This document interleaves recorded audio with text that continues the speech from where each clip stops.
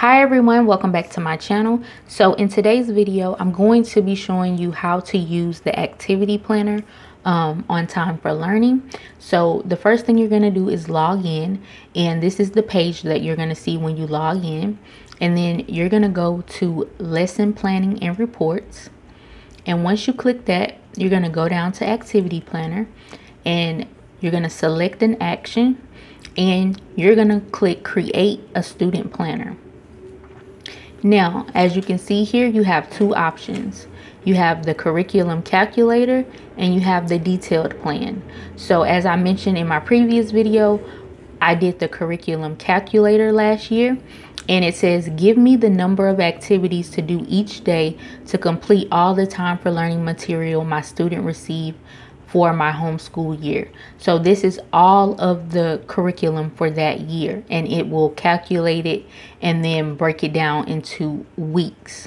Now the detailed plan, it says generate a detailed to-do list of my students' Time4Learning work for an entire school year.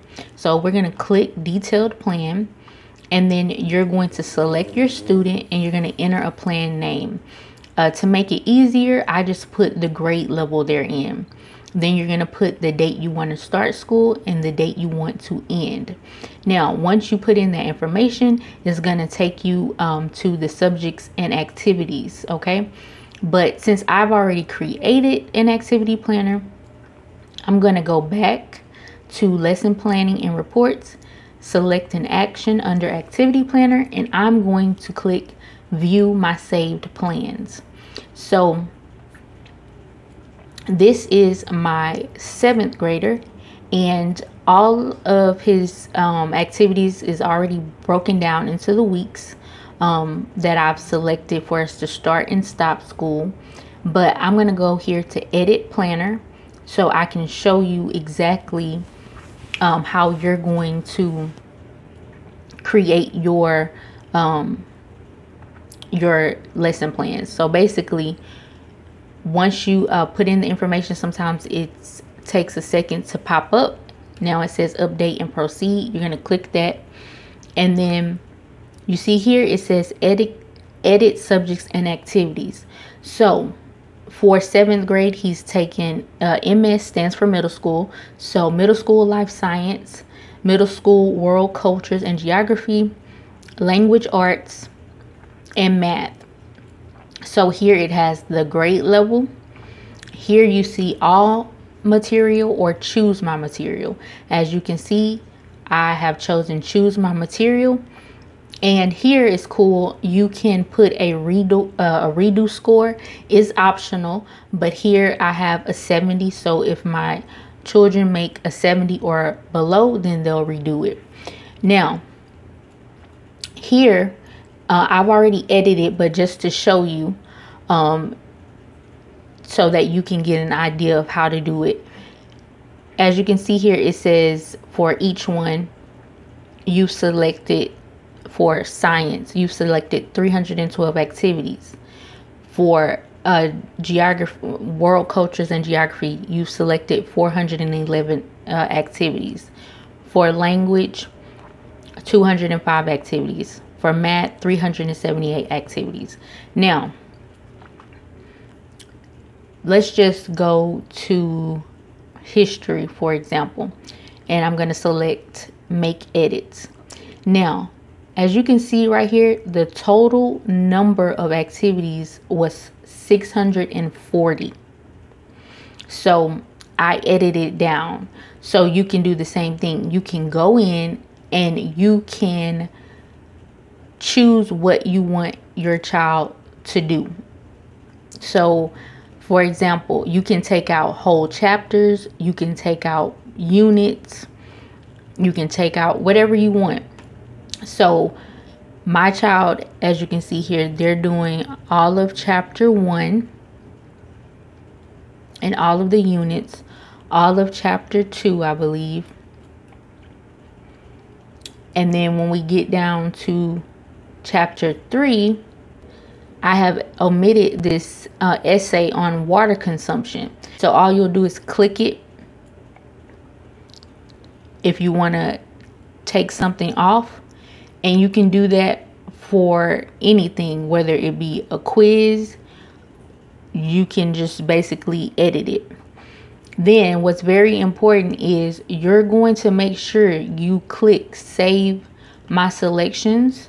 And then once you save it and you come back to this page, it's going to tell you success. You have selected 411 activities, and you can make changes to this at any time. But once you do that, make sure you click update my activity plan, because if you don't click that, your plans won't be saved and you'll have to go in and re-edit it. So basically, that's what you're going to do. You're going to go in and you're going to look at all the activities and choose what you want your child to do. So now we're back at my students' activity planner, and we're starting school the week of September 4th. So now that the activities have been broken down, it's going to show you how many activities they're going to have per subject each week. So for language, he has a total of 6 activities. For math, he has a total of 11 activities. For science, he has a total of 10. And for history, he has a total of 12. Now what you're going to do is you're going to go in. You can go week by week. You can do it in advance. You do it however you would like to do it. And you're going to choose which assignments your child is going to do on which day. So for me, I'm going to go ahead and select Monday for the instruction, for the supported practice, as well as the independent practice and the quiz. Now, if that is too much for your student, you can break it up more. But since we're experienced using Time4Learning, I kind of know what they can handle and how my children like to work, and they like to knock their work out. So now we're going to select Tuesday for these 2 activities. And just that quick, my son will be done with language on Tuesday. So for the rest of the week, he doesn't have any more language.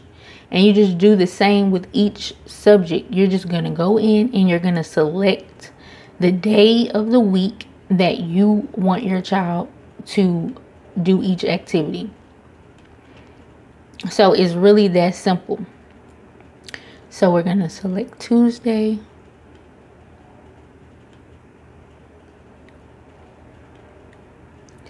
And that's why it varies as far as how long it takes them to be done, because on some days they'll have less work. And so it just really depends. So we're going to select Wednesday. And I usually come in and I do this. I like to do it on Fridays for the next week. So at the end of the week, I go ahead and select what they're going to do for the next week. And so it's already done. And we're going to select Thursday. So when they have a little more, in the subjects that they have more activities, you know, you're just going to spread it out during the week. And as you can see here for math, by Thursday, he'll be completed. He'll have completed math. And usually on Fridays, I really like to have either a free day or at least have no online work, so we can do, you know, some more fun things on Fridays. So yeah, that's basically how that works. Now, if you go back up here, you see scheduled breaks. So you can schedule your breaks here. And I forgot to show you, actually, you can schedule it when you're editing your activity planner as well. You can schedule in your breaks. So I've already put in the major breaks like Thanksgiving, Christmas, spring break, and Easter. And so when you do that, it's just gonna, you know, calculate everything for you. So when you go to your activity planner, those weeks are already omitted from your calendar. Now, if you don't put in the breaks, it's okay. If you don't put them in at advance, let's say, for example, you realize, I have a doctor's appointment on Wednesday, so I want them to take off. Basically, if you know a day in advance, or even that day, you can go ahead and still put it in, because it's just going to recalculate your work for you. So that's pretty much it. If you guys have any questions, please feel free to leave them down below. I hope that this was helpful, and thank you guys so much for watching, and I will talk to you in the next video. Bye.